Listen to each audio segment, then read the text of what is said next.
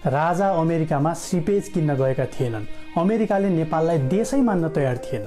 रुसले त नेपाल भारतकै हिस्सा हो भनिरहेको थियो। चीनले सगरमाथा आफ्नो दाबी गरिरहेको थियो। त्यो बेलामा राजा सबै देशमा गएर कोल्ड वारको बेला थियो त्यो। आफ्नो देश नेपाल पनि एउटा देश हो भनेर संयुक्त राष्ट्र सङ्घमा दर्ता गराउन सफल भएका थिए। राजाकै कारण नेपाल भन्ने देश दर्ता भएको कुरा त राजाको विरोधीले पनि स्वीकार गर्छन्। यदि देश नेपाल नभए भने के हुन्थ्यो र? भारतमा मिसिएको भए रेल चढ्न पाइन्थ्यो भन्ने किसिमको मदन राई टाइपको सोच छ भने त केही पनि भन्नु परेन। होइन भने भारतको दोस्रो दर्जाको नागरिक हुनु परेन। जसरी कश्मीरमा आगो बलिरहेको छ, जसरी मणिपुरमा चाहिँ विध्वंस भइरहेको छ, त्यो हामीले खेप्नु परेन भन्ने किसिमको गर्व लाग्छ भने राजा महेन्द्रले यतिको गुण चाहिँ हामी नेपालीलाई लगाएकै हुन्। यो कुरा विकट गाउँहरूमा झाडापखालाले मान्छे मर्थे एकदमै गाह्रो थियो भन्ने कुरा। तराईमा औलोले मान्छे मर्थ्यो, अमेरिकाबाट सहयोग ल्याएर त्यो औलो निवारण गरेर तराईमा बस्ती बसाएका पनि राजाले नै हुन्। राजालाई पनि यो कुरा थाहा थियो आफ्ना देशका जनता कसरी मरिरहेका छन् भन्ने कुरा।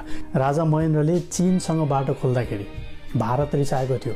तपाईहरु जसको हली भएर बस्नु भएको छ नि, ती सबै नेताहरू तात्तेका थिए महेन्द्रदेखि।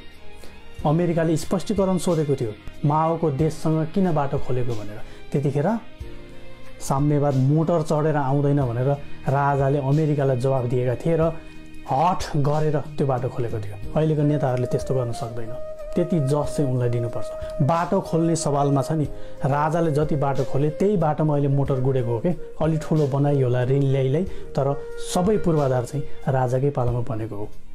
त्यतिखेर पहाडमा बाटो लान हुन्न भनेर राजाले भनेका थिएनन्। पहाडमा बाटो लानकै लागि उनले अमेरिकादेखि, चाइनादेखि, भारतदेखि विद्वानहरूलाई ल्याएका थिए। सबैले के सल्लाह दियो भने अहिले यो ठाउँमा बाटो बनाउनको लागि गाह्रो छ, बजेटले पनि पुग्दैन र उपकरणहरू चाहिन्छ नि त, ठुल्ठुलो रुख ढाल्ने त्यस्तो किसिमको मिसिन त्यतिखेर विश्वमै बनेको थिएन।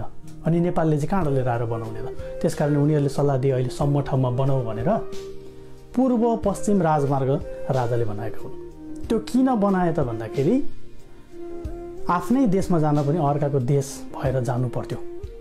तराईमा औलो थियो, त्यो औलो निवारण गरेर तराईमा बस्ती बसाउने काम पनि राजाले गरे र सबै नेपालीहरू एक ठाउँमा ल्याउने काम गरे। पूर्व पश्चिम राजमार्ग त्यो हिसाबले बनायो। अहिले आवतीजीहरू त्यो बनाएको राजमार्ग अहिले नाप्नुहुन्छ, त्यो यताबाट घुमाउनु पर्थ्यो उताबाट घुमाउनु पर्थ्यो भने आफूले बनाएको भए हुन्थ्यो नि त। माओवादी कालमा तपाईँले भन्ने गर्नुहुन्छ राजाको पालामा त गोरेटो बाटो थियो, बाँदर लड्ने भिड थियो भने त्यो गोरेटो बाटो पनि माओवादीले भत्काएर हिँड्थ्यो। त्यो झोलुङ्गे पुल पनि माओवादीले काटिदिन्थ्यो। बाटो आयो भने आर्मी गाडी चढेर आउँछ भनेर भन्थे माओवादीहरू।